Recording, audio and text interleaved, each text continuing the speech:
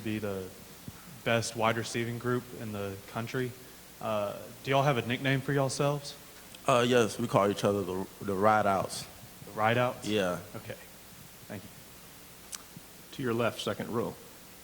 Jerry, obviously you guys came up short in the national championship game against Clemson, and in the way that it occurred, do you think that, what kind of motivation that gives you guys heading into this year, getting very close to the mountaintop once again, but falling short this time? Does that give you some added motivation? Yeah, it was really a tough loss last year to Clemson, which was a great team. But like Coach Severin always say, so what, now what? So what, we lost last year. So now what? Now what we're going to do about it to improve our game this year to not finish off the season like how we did last year.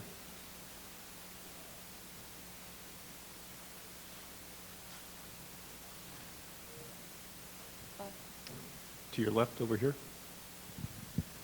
Jerry, with your receiving core this year, you, Ruggs, Devontae, and Jalen, and other guys, just what are the expectations that you guys have set for yourself this season? Because it seems like really the sky's the limit. Yeah, we have high expectation for ourselves this year. We had a great season last year, but haven't finished strong. But, there's always things we need to improve on to better ourselves, to improve our game so we can have a better season than we did last year. Jerry, to your right, second row. Soraya Ponder, Tuscaloosa News. Being the Belikov Award winner, what are you trying to improve this season? There's a lot that I need to improve on, such as my fundamentals of the game, little things like that, knowing how to run certain routes against certain coverages, knowing why I'm running them routes like that. So there's a lot I need to improve on to better myself as a player. To your left on the second row. Jordan Campbell, Fox Sports Shows. Jerry, do you feel you're the best receiver in the nation? I feel like I'm pretty good, but there's a lot of great receivers out there too. So we all got our different differences. So. To your right, against the wall, please. Michael Brennan from Saturday Down South. So obviously a lot of people think Alabama's got the best receivers in the nation, and Coach O and the LSU defensive backs, they've come in here and said they have the best defensive backs in the nation. Do you agree, and is that a matchup you look forward to? Can you repeat that, please? Do you agree? Coach O and Grant Delpit came in here and said they have the best defensive backs in the nation. Do you agree with that? And is that a matchup that you and the Alabama receivers look forward to every year? Yeah, they got a great team. They should think they're the great defensive back in the nation. I feel like that's how every team should think for themselves. But yeah, they always give us a good challenge when we play against them. That's a team that we always interested in playing. But that's not a team that we are focused on at the moment. We focus on team game by game. So when we play that team, that's when we'll focus on them. Jerry, right here, third row in the middle. Quentin Lawson with WFF in Huntsville. Jerry, talk about your chemistry between Tua and yourself, and as well as the overall wide receiver corps. What are some of the things you want to improve on between you and Tua and you and Ruggs, or just in general? Well, yeah, Tua, we had created chemistry at the opening. So ever since then, we just had a bond coming to Alabama. There's a lot of stuff we need to work on, just new plays, because we have a new coaching staff, new plays that we need to figure out, the details and fundamentals of those plays. So there's stuff like that we need to focus on as a receiver group and as an offense. In the middle in the camera bank, if you could speak loudly, please. We already asked you if you're the best wide receiver in the nation. Is Tua the best quarterback in the nation? Yeah, I believe so. In my opinion, I believe Tua is the best quarterback in the nation. In my opinion, he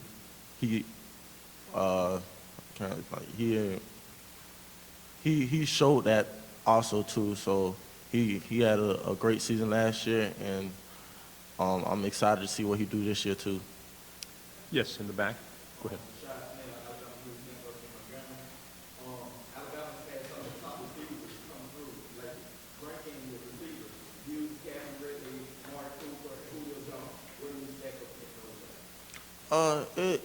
It's just a great feeling being listed by a group of the guys, great receivers such as Calvin Lamar Cooper, Julio Jones. So it's just a blessing being known compared to one of those top guys. Jerry, to your left, standing up. Hey, Jerry, how you doing, buddy? I know you're used to being the center of attention, but when you walk through those doors here at the Winfrey, what was that experience like? Because you guys get mobbed as players, and where the fans can actually touch you. So, what was your emotions? What were you experiencing there? It's just like a post game after a game. So it's just like the fans come up to you, sign balls and stuff. So that's something I'm kind of used to. But you know, it's a great feeling knowing there's people that's out there rooting for you, motivating you, and just like support you for what you're doing. So it's a great feeling having the fans out there supporting us like that. To your right, on the second row. Hey, Judy. About a month ago, you worked out with AB. How was that workout? And I think about 3 weeks ago, you and other receivers were going against the DBs. How did that come about? Yeah, I hit up AB on Instagram, and he just texted me and told me to come over. So I went over there. We got a lot of good work in. He taught me a lot, such as taking care of my body, so things like that. To your left on the third row. AJ Spare, 90.7 WVUA-FM Tuscaloosa. Jerry, you spoke on your relationship with Tua. Can you talk a little bit about your relationship and the receivers' relationship with Mac Jones and some of the younger quarterbacks and how they've progressed leading into the 2019 season? They progressed a lot. Freshman Talia Tagovailoa and Matt Jones. We actually got some work in like last week with Matt Jones, so just to improve. He wanted to get some work in to improve with himself, and we improved working on ourselves too as well. So he's doing a great job. In the middle, second row. Carolyn Grace, WAFF out of Huntsville, Alabama. Going off of a previous question, how has your relationship with Tua changed, if at all, this offseason, knowing that he's the only quarterback that you have to build chemistry with? I don't think it haven't changed. You know, we keep that same chemistry, that same bond. You know, just go out there every day, compete to better ourselves, and just work every day just to be the best player that we can be to help our team get to the national championship. In the middle, second row again. Jason Marks at 7:30 The Ump in Huntsville, Alabama. A new offensive coordinator this year in Steve Sarkisian. Talk about the transition from Mike Locksley to Sark. I won't say there's a lot of big transition. Coach Sarkisian, he just brought some stuff that he had in the NFL to him here to the Alabama, so he didn't really switch a lot of things. He just added, changed it or tweaked a little bit of the offense and just added his way into it. Do we have another one in the middle? Did you? I know you get asked this a lot, but who is the fastest player on the team? The fastest player, Henry Ruggs. He got elite speed, real fast. We have Jerry for 5 more minutes. Anybody else? Okay, right here, camera bank. Hey, Jerry, Jacques Doucet, WAFB TV. Were you surprised that the LSU game was so lopsided last year, as big as you guys won, and your feelings on that game? Has it lost some of its luster because of the fact you guys have won so many years in a row? No, I won't really say surprised. I say, we came in there with that expectation, just to try to dominate every opponent, and I feel like we did a great job in executing plays and having a great game on both sides of the ball. So I won't really say surprised. I feel like we just executed our game plan. To your right against the wall again.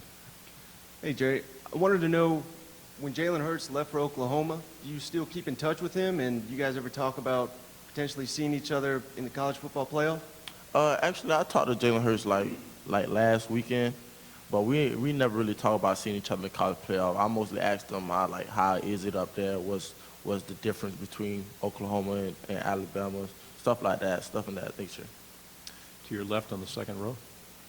Jerry, the University of Alabama has been such a powerhouse in college football for so long now. As a player, being kind of a part of that machine, do you ever get a chance to just kind of stop and take it in? I mean, Bryant-Denny is such a wonderful environment. The fan base is so hungry and so thirsty for victories. And do you ever get a chance to stop and take all that in? And what's your thoughts about just the Alabama fan base in general? Yeah, of course. Before every game, you just run out there and you see a whole bunch of fans just screaming and yelling your name. You just sit there and think like, this is an amazing feeling. Having a amazing fan base supporting us. It's great being an Alabama football player, knowing all them fans supporting. Right here in the front row. Hey, Jerry, Dean McMillan with 24/7 Sports, Bama Online. Outside of Tua, over the summer, have you had an opportunity to work with the younger quarterbacks, and what are your thoughts on some of those guys since they arrived on campus? I work with the young quarterbacks. They're great quarterbacks. They are ready to get better and compete and learn the offense. So it's great having quarterbacks that's ready to learn and better themselves to help them have an opportunity to play this season and get better. In the middle on the camera bank again.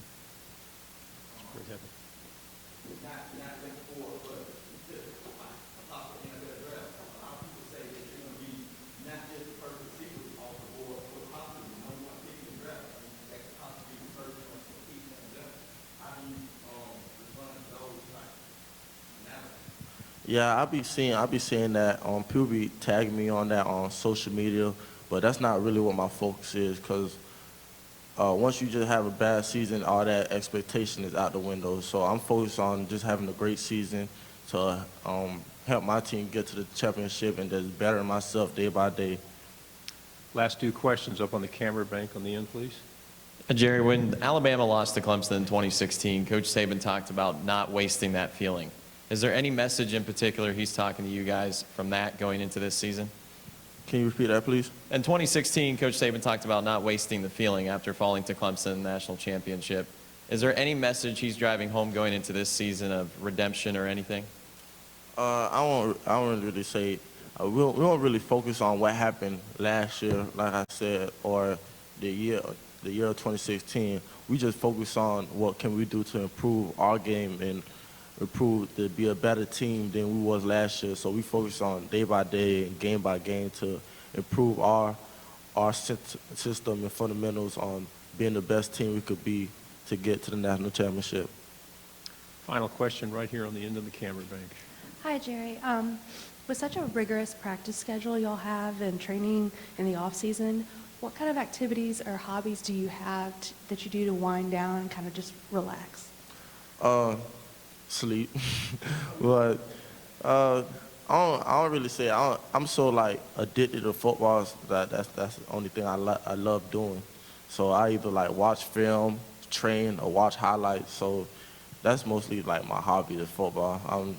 I won't say I love football. I say I'm addicted to it. Thank you very much for your time. Thank you for having me.